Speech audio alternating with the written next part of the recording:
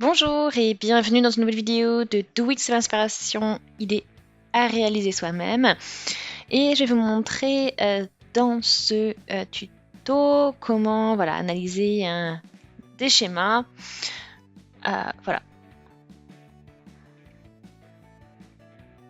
au tricot bien sûr, et puis voir comment il faut tricoter une maille en droit, une maille en vert, etc. Donc vraiment regarder ça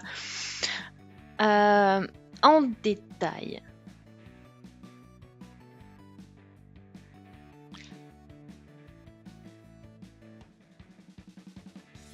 Donc voilà, vous avez plein de schémas qui sont disponibles où vous avez en général tout qui est schématisé au niveau de comment tricoter, et souvent des fois vous n'avez même pas les instructions, mais dans tous les cas vous avez des signes qui sont en général les mêmes pour suivre tout ça. Donc voilà, vous avez ici des mailles en droit qui sont verticales, des mailles en vert qui sont horizontales. Voilà, puis après vous avez différents symboles en fait pour représenter différents types de mailles, comment les différentes manières de les tricoter. Voilà. Et ça va toujours de la droite vers la gauche.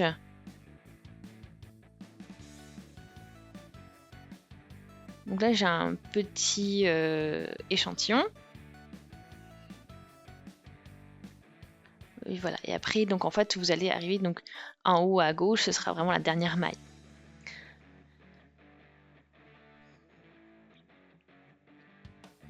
Il y a différents moyens d'aller jusqu'à ce point, donc tout va dépendre si vous travaillez à plat ou bien si vous travaillez en rond.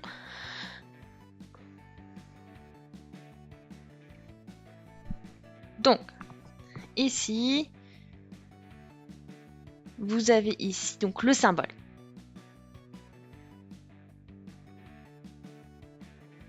Donc ici vous avez une partie de votre symbole.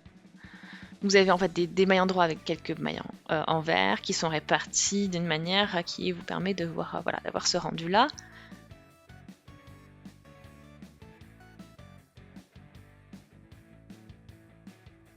Voilà.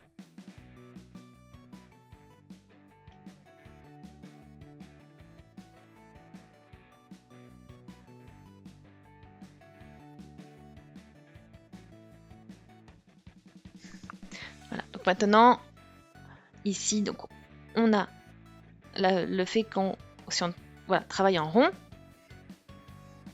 donc on n'a pas la maille de rangée par exemple.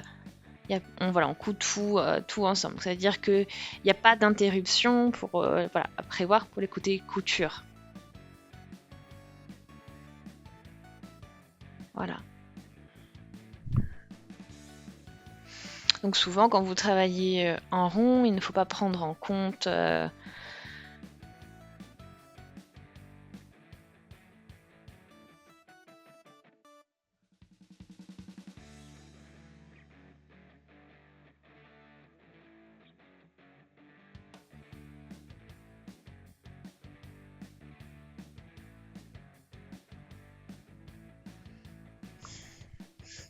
donc là on a fait donc on fait ça.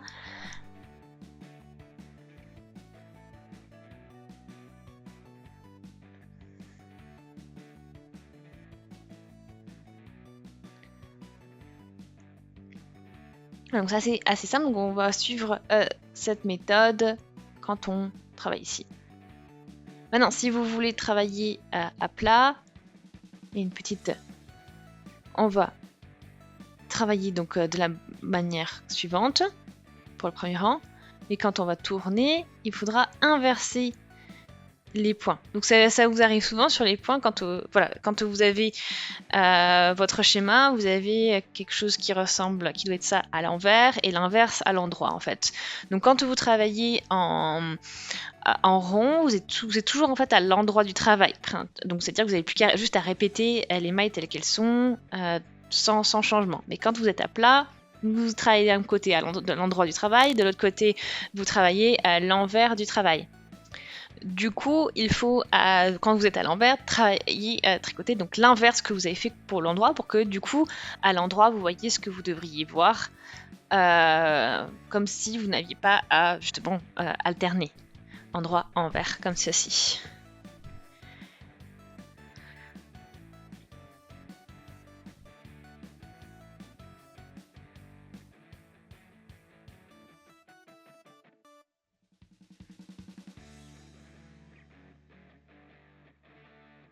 Voilà, donc maintenant, et voilà, comme je vous l'ai dit, donc c'est l'inverse par rapport. Il y a cette différence à prendre en compte entre quand vous travaillez à l'endroit et à l'envers.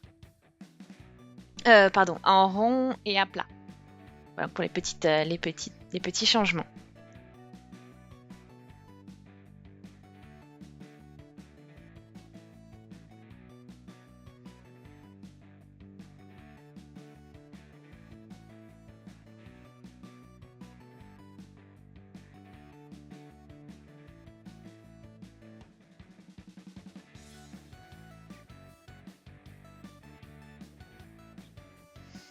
Voilà, donc maintenant là ici j'ai travaillé ce point là par contre. Voilà, je vous montre.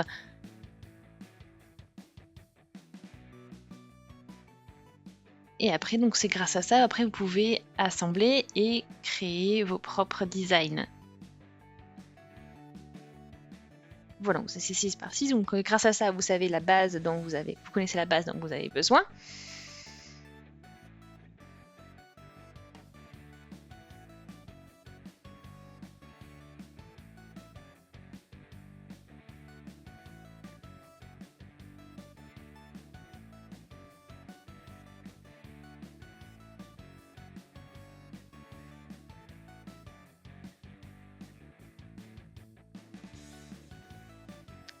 Et après, voilà, vous avez vu, vous assemblez, et puis vous pouvez voir un peu comment composer vos points.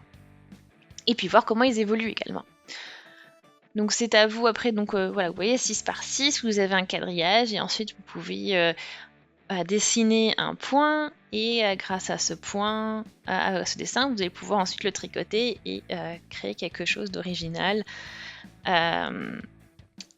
au niveau du point.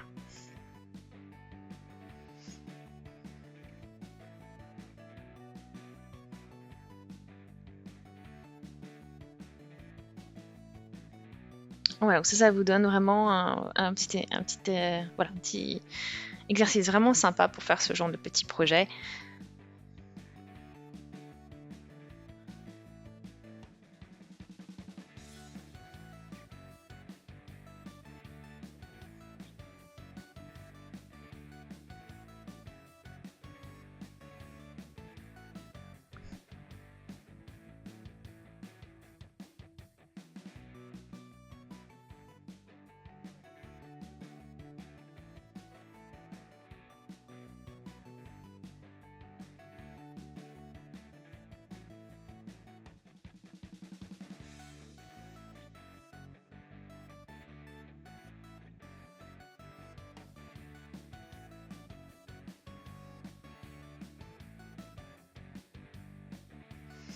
Voilà, donc après vous pouvez voilà, assembler tout ça.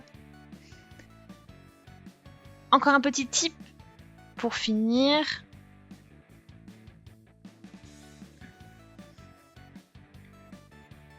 Voilà, c'est bien de aussi de marquer, voilà, de mettre bien en avant voilà, les rangs que vous faites et le nombre de mailles. Bon, bien sûr, parce que là, voilà, ça vous permettra d'avoir une base suffisante. Et puis voilà, donc après, bon, tout dépend des points, mais il faudra faire aussi attention quand vous travaillez en rond, voilà, de bien ajuster par rapport à un schéma qui est à plat. Donc voilà pour un petit exercice, comment travailler ces petits schémas, comment les interpréter, comment après pouvoir à partir de ça faire vos propres petits schémas et vos montages. Voilà, vous voyez, c'est vraiment quelque chose d'assez chouette à faire. Donc j'espère vraiment que ça vous a plu. Aimez la vidéo si c'est le cas. Laissez des commentaires, des avis, des suggestions. Abonnez-vous à la chaîne si ce n'est pas encore fait. Et on se dit à très très vite. Salut!